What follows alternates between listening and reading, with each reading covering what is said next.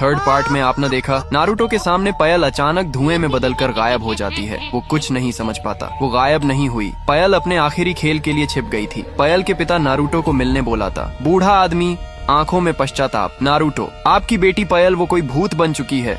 लेकिन ऐसा क्यों? पायल का पिता कुछ देर चुप रहता है, फिर कांपते हाथों से एक चाकू निकालता है। पायल का पिता धीरे से, मैंने ही मारा उसे, उस दिन उसे जंगल में ले गया क्योंकि मुझे बेटियां नहीं पसंद थी। चाकू से उसके सीने में वार किया। ये रहा वही चाकू। नारुतो हैरान और गुस्से में आपने अपनी बेटी को सिर्फ इसलिए मार दिया क्योंकि वो बेटी थी। पायल का पिता, अब वो लौट आई है, तुझे रोकना होगा। इसी चाकू से गांव में डर का माहौल है। तब एक आदमी हांफता हुआ नारुतो के पास आता है। आदमी डरते हुए, नारुतो, गांव के सारे बच्चे गायब हो गए हैं। खेतों के पास कुछ लिखा मिला, खून से लिखा है, अब मेरी बारी है। नारुतो गुस्से में, पायल तू सच में राक्षस बन गई है। नारुतो चाकू लेकर खेतों की तरफ दौड़ता है। पायल के चारों तरफ बच्चे बैठे हैं, रो रहे हैं। पायल किसी को मारने ही वाली होती है। नारुतो वहां पहुंचता है। नारुतो चीखते हुए, बस कर पायल, ये बच्चे तेरा बदला नहीं है। पायल धीरे से, आंखों में आंसू, जब मेरे पापा ने मुझे मारा मैं रोई थी नारुतो, लेकिन किसी ने नहीं सुना। अब सबको सुनना पड़ेगा। नारुतो, तेरा दर्द सही था, पर ये रास्ता नहीं। तेरे पापा ने तुझे मारा था, मैंने नहीं, इन बच्चों ने नहीं। पायल धीमी आवाज में, क्या मैं सच में राक्षस बन गई हूँ नारुतो? नहीं, तू